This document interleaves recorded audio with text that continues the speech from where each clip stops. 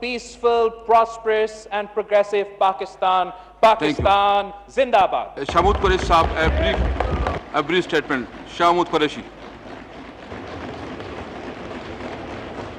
Shah Mehmood Qureshi sahab, please.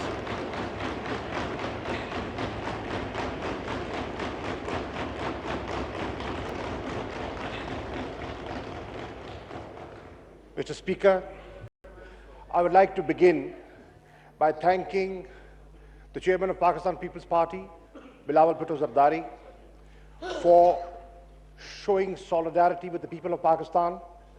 I would like to thank Leader of the Opposition, Mr. Shahbaz Sharif, in this state of alertness for showing solidarity with the people of Pakistan and with the state of Pakistan. Mr. Speaker, Mr. Bilawal Bhutto Zardari has offered that in these testing times, he is willing to have a bipartisan approach on foreign policy. I take this offer, and I invite Mr. Bilawal Bhutto Zardari and Mr. Shahbaz Sharif, both leaders, and the leader of the MMA to the Foreign Office, and we are willing to seek their input on foreign policy. Because this is a time where the nation stands together. This is a time to send a message across to the East that Pakistan is united. Pakistan is united to defend itself, and Pakistan is united to defend Pakistan's and protect Pakistan's interests. So, I invite you, sir, I invite Mr. Shahbaz Sharif and other important parliamentary leaders to the Foreign Office so that we can have a bipartisan approach on important foreign policy matters. Mr. Speaker, on one clarification, he did pay tribute to squadron leader Hassan Siddiqui. Absolutely, he's a national hero. But I would like to clarify that 2 Indian planes were shot down. One was shot down by squadron leader Hassan Siddiqui, and we often forget the other hero, Wing Commander Noman Ali Khan, who shot down the other plane. So I would like to pay tributes to Wing Commander Noman Ali Khan as well. Mr. Speaker, the honorable leader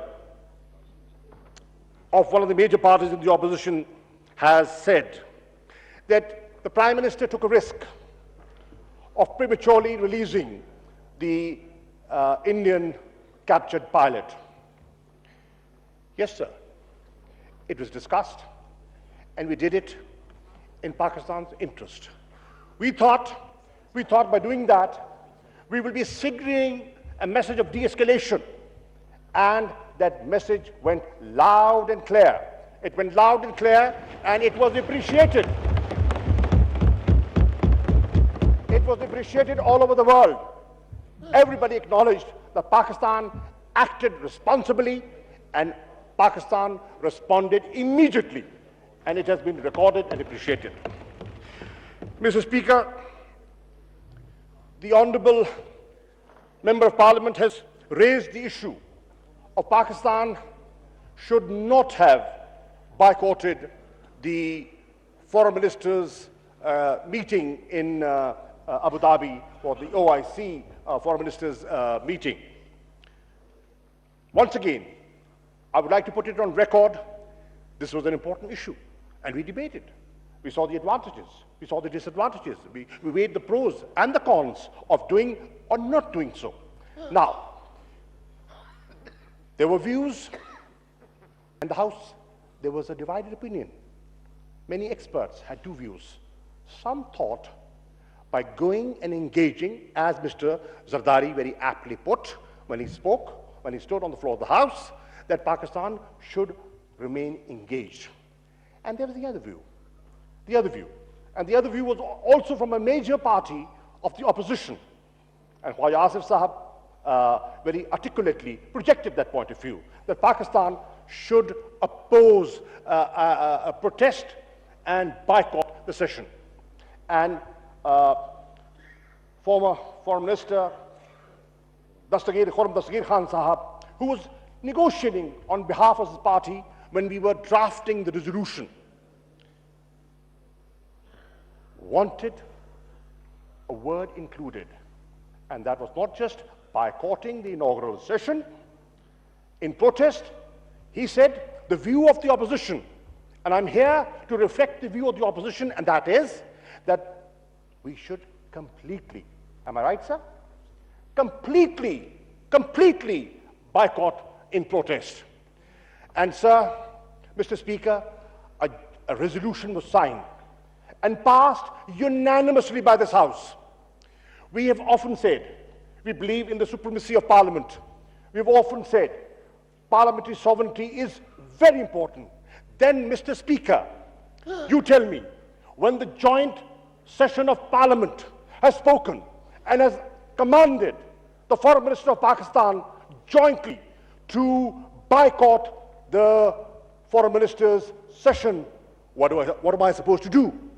I succumbed. जैसे जावेद ज़रदारी साहब ने कहा सरे हम तस्लीम, मैंने सरे हम तस्लीम पार्लियामेंट को किया और आपकी इस राय को मुकद्दम समझा. But Pakistan's interests were still protected, and I said on the floor of the House that there will be officers from the Foreign Office who will represent Pakistan there, and they very ably represented Pakistan. Alhamdulillah, Pakistan's interests were protected. I was in contact with the Foreign Minister of UAE, and we collectively devised a strategy. And you must have seen that there was no mention of Pakistan when Sushma ji spoke. There was no Pakistan bashing allowed, and that was an arrangement that was worked out. You would see that a very strongly worded resolution on Kashmir was passed. For the first time, and let me highlight, resolutions of the contract route and ORC have been passed in the past as well. But never has Bharat or India been accused of state terrorism. For the first time, they were put in the dock and accused of state terrorism. So, sir, we achieved both our objectives: respect to the Parliament and yet protecting the interests of Pakistan in OIC. Mr. Speaker, the honourable members pointed out and commented on a desire by a section of society that Prime Minister Imran Khan should be given Nobel Peace Prize. But he himself tweeted, and please, I would want you to examine that tweet. In that he says, मैं समझता हूं कि मैं इसका हकदार नहीं हूं. मैं समझता हूं इसका हकदार वो शख्सियत है जो मकबूजा कश्मीर और कश्मीर का मसला हल करेगी, उसको नोबेल पीस प्राइज मिलना चाहिए.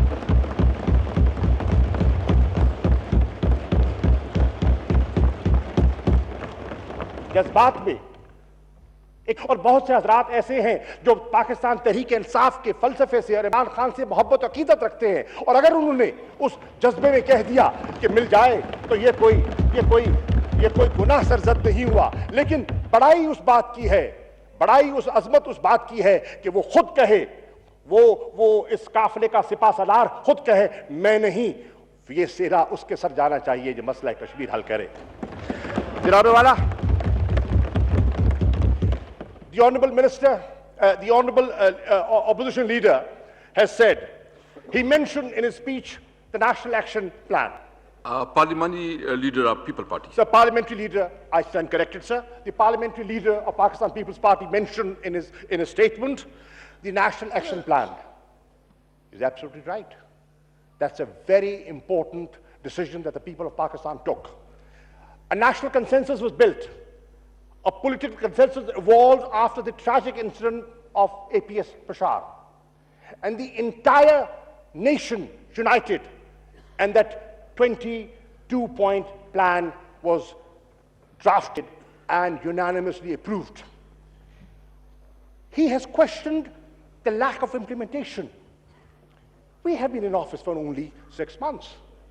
His allies, the party that they are hand in glove with today, was in office for 4.5 years after that plan. That question should have been put to the new allies.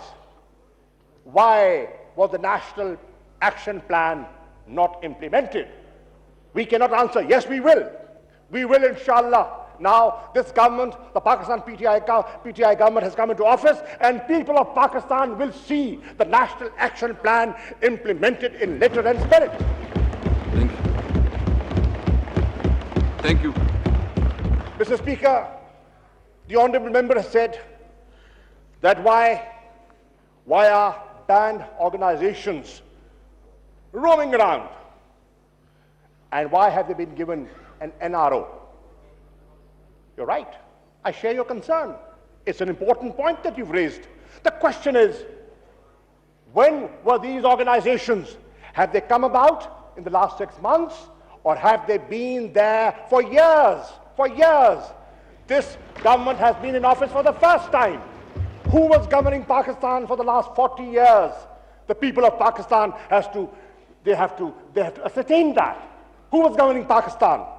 What was Pakistan People's Party doing? What was Pakistan PMLN doing when these organizations were hovering around and roaming around Pakistan? He's absolutely right. He's absolutely right. This is a very important concern that needs to be addressed. But the question is, when was Pakistan put on the grey list?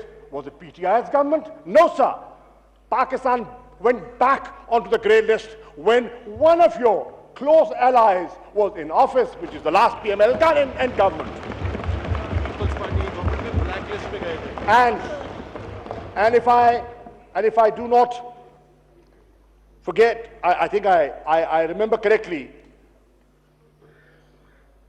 FATF and Pakistan was put on the black list as well. And you know who was in government then. Mr. Speaker, the honourable leader has also spoken about the economy and the state of the economy. And he has, rightly so, expressed his concern on the state of the economy. I absolutely agree with him. I entirely endorse what he's saying. But the question is, has the economy gone down the tube in the last 6 months? Or are the structural flaws of the economy? I remember, and correct me if I'm wrong, and I'll bring out the debate when the Honourable then Finance Minister, Mr. Ishaq Dar, spoke here. He used to sit on this chair where I'm sitting today. When he spoke his first budgetary speech, when he talked about a mid-term framework, he talked about structural reforms. आइए ऐवान के record पे वो तकरीर भी लिखी हुई है, उसकी टेप पे निकाल लें और वो रिकॉर्ड भी मौजूद है. आए और देख लें और कौम को बता दें कि जो मेजर स्ट्रक्चरल फ्लॉज थे, जो मेजर फ्लॉ है पाकिस्तान का, चाहे फिस्कल डेफिसिट का हो, चाहे नैरो टैक्स बेस का हो, चाहे हेमरेज जो हमारे पब्लिक सेक्टर ऑर्गेनाइजेशंस क्रिएट कर रही हैं, ये पिछले 6 माह में पैदा नहीं हुए. ये पिछले 40 साल की कबाहतें हैं, जो पिछले 40 साल की बीमारियां हैं. ये पिछले 40 साल की बीमारी है. Thank you sir. ये पिछले 40 साल की बीमारी है जनाबे वाला, जिसका हम मुकाबला कर रहे हैं. लेकिन उसके बावजूद मैं समझता हूं, चाहे मईशत का मसला है, इदारों की इस्लाह है, आइए मिलकर सर जोड़ते हैं, आइए मिलकर हाथ जोड़ते हैं और मिलकर इस्लाह करते हैं और मिलकर बनाते हैं नया पाकिस्तान.